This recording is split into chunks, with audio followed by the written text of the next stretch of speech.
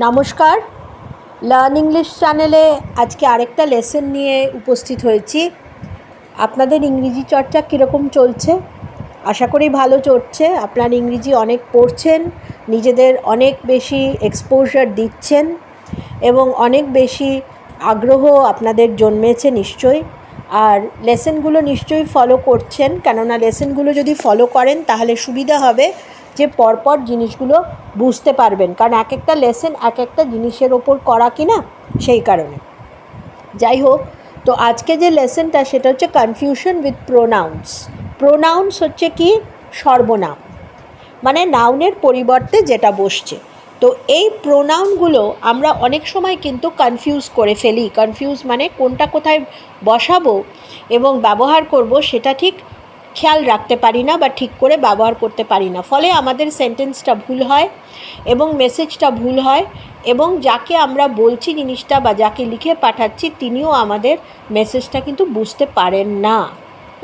So if there is a confusion with the pronouns, what happens is the message that we are sending is not being able to be transmitted properly. তাহলে first errors কি? In the use of possessive pronouns. Possessive pronouns, possessive মানে possession, মানে ownership, মানে আমার, এটা এই বইটা আমার, এই গাছটা আমার, এই বাগানটা আমার, এই বাড়িটা আমার, আমার বোঝানো পজেশন। তো আমি যখন বলি ইটস আই, কিন্তু আমি বলি না। আপনাকে যদি প্রশ্ন করা হয় হুজ দেয়ার, আপনি কিন্তু বলবেন না ইটস আই। আপনি কি বলবেন? আপনি বলবেন ইটস মি, ইটস মি। সুতরাং দেখতে পাচ্ছেন এখানে ইটস মিতে টিক দেওয়া আছে, মানে এইটা হচ্ছে কারেক্ট ফর্ম। তাহলে আপনাকে যদি কেউ কোয়েশ্চেন করে হুজ দেয়ার, তাহলে আপনি বলবেন it's me, not it's I. It's I বললে কিন্তু রং। দেখতে পাচ্ছেন লাল দিয়ে সেটা কাটা আছে। Contracted form of it is it's. It's হচ্ছে ইট ইজের কন্ট্রাক্টেড ফর্ম। তাহলে আমি এখানে কি বললাম? অ্যাকচুয়ালি ইট ইজ মি, এইটা না বলে ইট ইজ কথাটা শর্ট করে দিয়ে বললাম ইটস মি। ঠিক আছে? আর its is the possessive form where we do not need an apostrophe. Its, এটা ইজ একটা হবে না, এটা হবে না। Its is the possessive form where we do not need an apostrophe. যেমন আপনারা যদি দেখেন এইটা, it's early morning in Bangalore. ঠিক আছে?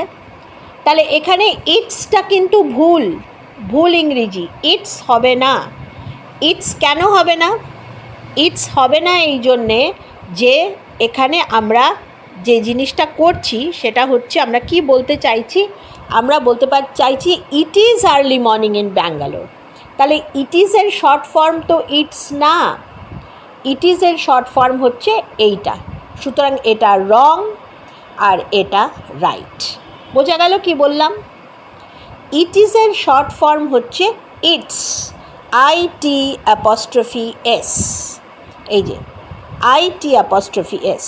তাহলে আমি কি বলতে চাইছি? It is early morning in Bangalore, মানে এখন খুব ভোরবেলা ব্যাঙ্গালোরে। তাহলে আমি ইট ইজ ফর্ম ইউজ করবো, আমি তো ইটস করবো না, কারণ না ইটসটা হচ্ছে কি? ইটসটা হচ্ছে এই এস, ইজটা না মানে ভুল এসছে। It's is the possessive form, সুতরাং ইটস আমি এখানে ব্যবহার করব না, সেই জন্যে এইটা কাটা আর এটা হলো রাইট। বোঝাতে পারলাম? নেক্সটটায় চলে যাচ্ছি। At the end of letters যখন আমরা লিখি, আমরা কিন্তু শেষ করি প্রত্যেকেই years faithfully, years sincerely, years লাভিংলি, তাই না? এগুলো আমরা বলে কনক্লুশন দিই লেটারে। চিঠি যখন আমরা লিখি, সেটা মেইলেই লিখি কি আমরা মানে হার্ড কপিতেই লিখি, যাই করি, সেখানে কিন্তু কখনোই আমরা YOUR অ্যাপস্ট্রফি এস দিই না, তাই না? সুতরাং ইয়ার্স, এখানে ইয়ার্স এগুলো প্রত্যেকটাই কিন্তু কারেক্ট। এখানে কিন্তু কোনো অবস্থাতে এইটা হবে না। YOUR অ্যাপস্ট্রফি এস যদি আপনারা লেখেন, আপনারা ভুল ইংরেজি লিখলেন। তো এগুলো কিন্তু আমাদের ভুল হয়, তাই না? লিখতে গেলে ভুল হয়, কনফিউশন হয়, মানে দুবিধা হয়, ডাউট হয়, হেজিটেশন হয় যে এটা কি ঠিক, এটা কি ভুল। এই এররগুলো যদি কারেক্ট করে নিই তাহলে লেখা এবং বলার দুটোতেই কিন্তু কারেক্ট হবে এবং কমিউনিকেশনটা যথার্থ হবে, সঠিক হবে। It will be a fruitful and effective and accurate communication. বোঝা গেল? তাহলে ইয়ার্স ফেথফুলিতে কখনোই আমরা আর এসের মধ্যিখানে কিন্তু দেব না অ্যাপস্ট্রফি। নেক্সটটায় চলে যাচ্ছি, reflexive pronouns cannot be used as a subject. Reflexive মানে যেটা আমার দিকে ঘুরে আসছে, হ্যাঁ, রিফ্লেক্স অ্যাকশন, কী বলি, অ্যাকশানটা ঘুরে যে পাঠালো তার দিকে চলে এলো, তাকে বলে রিফ্লেক্সিভ। তাহলে রিফ্লেক্সিভ প্রোনাউনগুলো কি? yourself, themself, himself, herself, এগুলোকে বলে রিফ্লেক্সিভ প্রোনাউন। তাহলে আমি যখন রিফ্লেক্সিভ প্রোনাউন ইউজ করছি সেটাকে আমি সাবজেক্ট হিসেবে ইউজ করতে পারবো না। এই সেন্টেন্সটায় দেখুন, yourself gave me the book, yourselfটা সাবজেক্ট হয়ে গেল, gave me the book হয়ে গেল প্রেডিকেট। আমরা সাবজেক্ট ভার্ব সাবজেক্ট প্রেডিকেটের ওপরে না আমার পার্টস অফ স্পিচ প্রথম যখন আমি ভিডিও আরম্ভ করেছিলাম, ফার্স্ট ভিডিও বা সেকেন্ড ভিডিওতে আপনারা দেখবেন, প্লিজ দেখে নেবেন, সেখানে সাবজেক্ট ভার্ব এগ্রিমেন্ট এবং সাবজেক্ট প্রেডিকেট নিয়ে যথেষ্ট একটা ভিডিও দেওয়া আছে, প্লেলিস্টে দেওয়া আছে, একটু ভালো করে দেখে নেবেন। তা এই যে এইখানে যে yourselfটা কিন্তু রিফ্লেক্সিভ প্রোনাউন, এটাকে কখনোই আমরা সাবজেক্ট হিসেবে মানে সাবজেক্ট হিসেবে সেন্টেন্সে ইউজ করতে পারি না। তাহলে আমাকে কি বলতে হবে? you yourself gave me the book। এই ইউটা আমাকে অ্যাড করতে হবে, আদারওয়াইজ সেন্টেন্সটার মানে হলো না। সেই জন্যে এটা ভুল আর এটা কারেক্ট, এটা কারেক্ট, ঠিক আছে? সুতরাং আমি কি শিখলাম? yourself gave me the book is wrong, you yourself gave me the book is correct, ঠিক আছে? নেক্সট আসছি errors with relative pronouns. Relative pronouns হচ্ছে ইন রিলেশন টু সামথিং।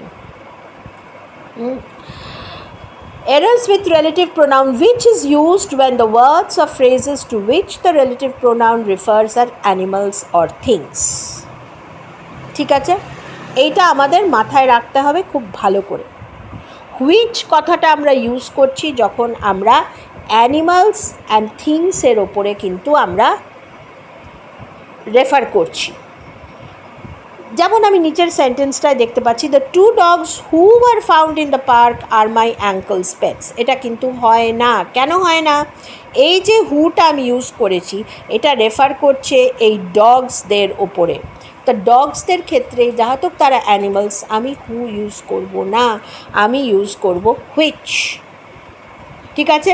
সেই জন্যে এইটা রং আর এটা কারেক্ট। তাহলে আমার কারেক্ট ফর্মটা কী হবে? কারেক্ট ফর্মটা হবে এইটা হবে আমার কারেক্ট ফর্ম, আর এইটা হবে রং। তাহলে হুইচ হু আমি ইউজ করব, হু আমি কখন ইউজ করব? হু আমি ইউজ করব যখন I am referring to human beings,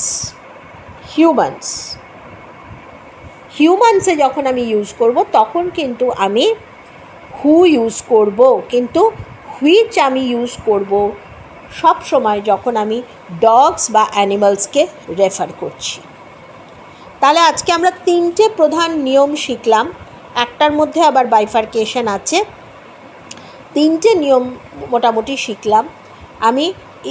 it is এর কন্ট্রাক্টেড ফর্ম হচ্ছে ইটস, আর ইটসটা হচ্ছে possessive. It's is the possessive form where we do not need an apostrophe.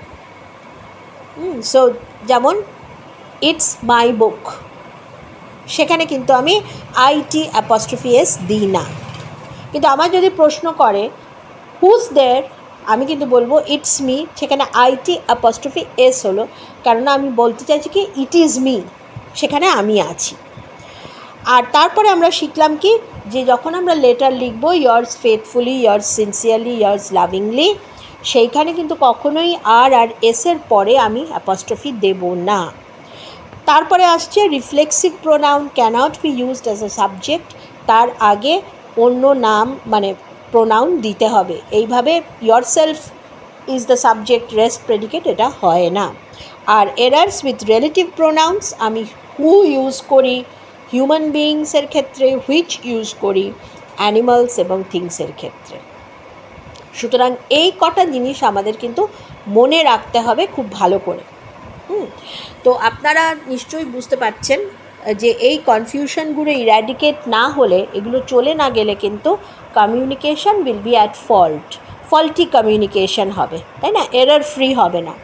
তাহলে কমিউনিকেশনে যে মেসেজটা আমি দিচ্ছি সেটা কিন্তু যার কাছে দিচ্ছি তিনি বুঝতে পারবেন না সঠিকভাবে। So you have to be very alert about this errors that generally we make. এগুলো হয় কেন? এগুলো হয় এই কারণেই যে ইংরেজি আমাদের তো বিদেশি ভাষা।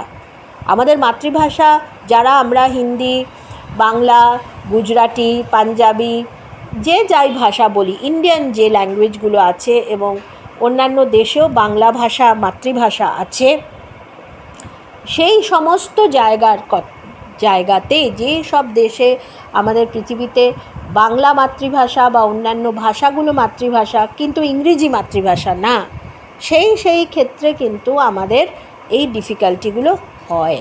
কেননা ইংরেজি তো আমাদের মাতৃভাষা না, আমরা তো ইউজ টু নই। সুতরাং এই এরারগুলো খুব পার্টিকুলার যদি আপনারা না থাকেন, ভুল হলে কিন্তু communication will be at fault. তাহলে আজকে এই অবধি, পরের লেসনে আবার দেখা হবে।